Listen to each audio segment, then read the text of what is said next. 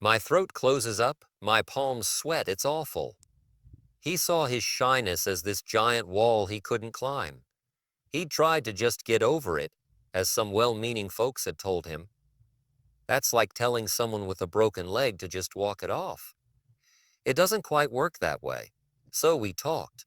We talked about not trying to demolish the wall in one go, but maybe, just maybe, finding a loose brick. And then another. And then another. We talked about starting small. Instead of trying to give a speech to 1,000 people, how about just asking a question in a small group? Instead of trying to network with the CEO, how about just striking up a conversation with the person next to him in line for coffee? He started practicing these little things, little disciplines. Was it uncomfortable? You bet it was. He said sometimes he'd have to rehearse a single sentence in his head 20 times before he got it out. But here's the key. He did it. He kept doing it. He found a little courage and then a little more. He learned some techniques, read some books on communication, even joined a little speaking club where everyone was just as nervous as he was. It was a process. Slow, steady, sometimes frustrating. But he kept setting his sail. He kept working on himself. A few years later, I ran into him at another event. He was up on stage speaking to a room of several hundred people. Confident, articulate, passionate. Afterwards, he came up to me, a big smile on his face. He said, "Mr. Rohn, remember me? The shy guy?" I said, "I remember a young man with a challenge. I don't see a shy guy here today." And he laughed and said, "Well, that shyness, it taught me something. It taught me how to prepare. It taught me empathy for others who are nervous. It made me work harder on my message to make sure it was really worth saying." In a way, he said, that weakness, once I started working on it, became the foundation for my strength as a speaker. Now, isn't that something? He didn't just overcome his shyness, he transformed it. He found the strength within the struggle to overcome the weakness. Punchline is, the wall he thought was insurmountable became the very staircase to his success. That's the potential we're talking about. Not just patching a hole, but rebuilding the entire structure stronger than before. So, the first step in this whole journey is awareness. You've got to be honest with yourself. What are your weaknesses? And I don't mean you should go on a fault-finding mission and beat yourself up. That's not productive. This isn't about self-criticism for the sake of it. This is about constructive self-assessment. Like a good farmer inspects his fields, he's not mad at the rocks. He just notes where they are so he can work around them or remove them. Where are the areas you consistently struggle? Where do you feel you're not living up to your own potential? What feedback have you gotten from trusted others? Mind you, not just any old critic that might point to an area for growth. Sometimes a weakness is simply an undeveloped skill. Maybe you're not a natural at something. Well, news flash. Very few people are naturals at most things. Most skills are learned. I wasn't a natural speaker. Good heavens, no.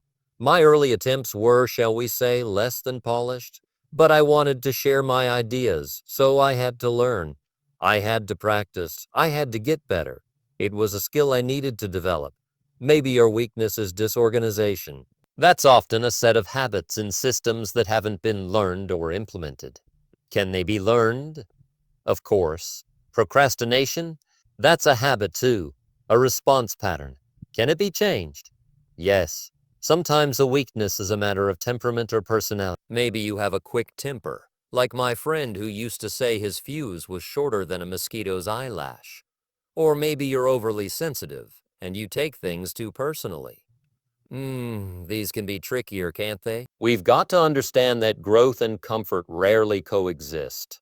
If you want to turn a weakness into a strength, you're going to have to step outside your comfort zone.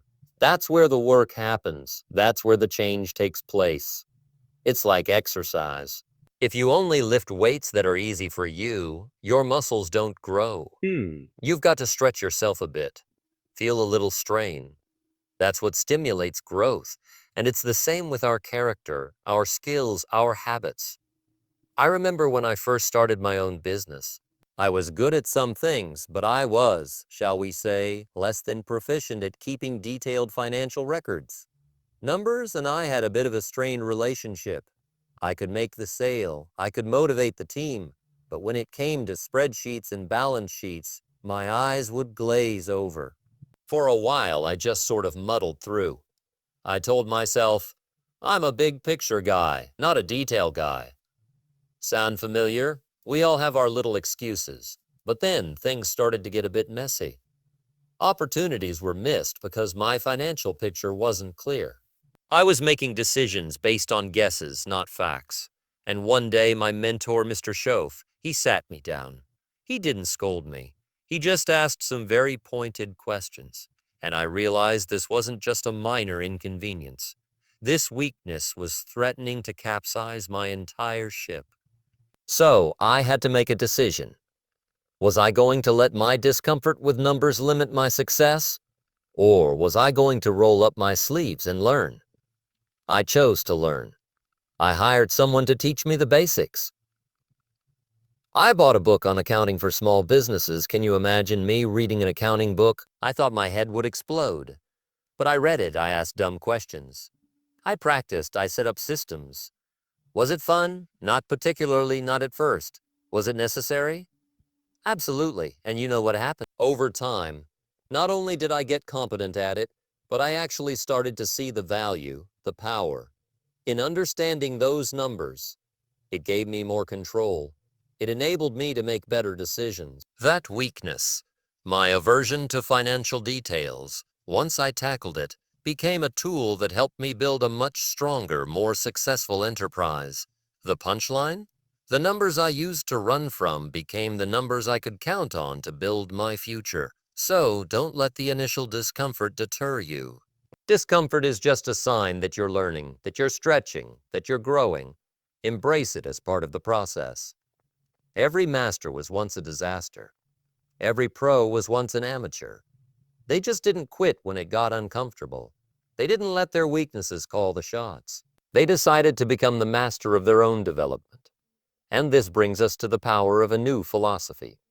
Your personal philosophy is the major factor in how your life works out. It's the set of your sail. If your philosophy towards weakness is, that's just the way I am, I can't change, well, then you probably won't. But if your philosophy is, every challenge is an opportunity for growth, and I am capable of learning and improving, then suddenly new possibilities open up. You have to start thinking of yourself as a lifelong learner, a work in progress, not in a negative way, like you're never good enough, but in an exciting way, like there's always more to discover, more to become. The human potential is vast. Don't let anyone, especially yourself, put a lid on it. When you adopt this philosophy of growth, you start to see weaknesses differently. They're no longer these shameful defects. They become puzzles to solve, skills to acquire, challenges to overcome. And each one you tackle adds another layer to your strength, your resilience, your wisdom. It's like building a muscle, yes, but it's more than that. It's forging character. And character is destiny, as the old saying goes. So what's your philosophy regarding your own weaknesses? Is it fixed or is it flexible? Is it limiting or is it empowering? That's something to ponder. Because if the philosophy isn't right, then all the tips and techniques in the world won't make much of a difference. You've got to get the thinking right first. You've got to believe it's possible. You've got to believe you're capable. And let me tell you, you are capable. More capable than you probably imagine. Human beings are designed for growth. We're designed to adapt, to learn, to overcome. It's built into our DNA. But we have to activate that capacity. We have to choose it. The alternative is to let your weaknesses dictate the terms of your life, to let them shrink your world, limit your opportunities, and diminish your joy. Who wants that? Nobody. But it happens by default if you don't make a conscious choice to go another way. It happens if you don't decide to engage in this remarkable process of turning those very points of perceived vulnerability into sources of incredible, undeniable strength. This isn't just a nice idea, folks. This is how extraordinary lives are built. One challenge, one weakness, one transformed capacity at a time.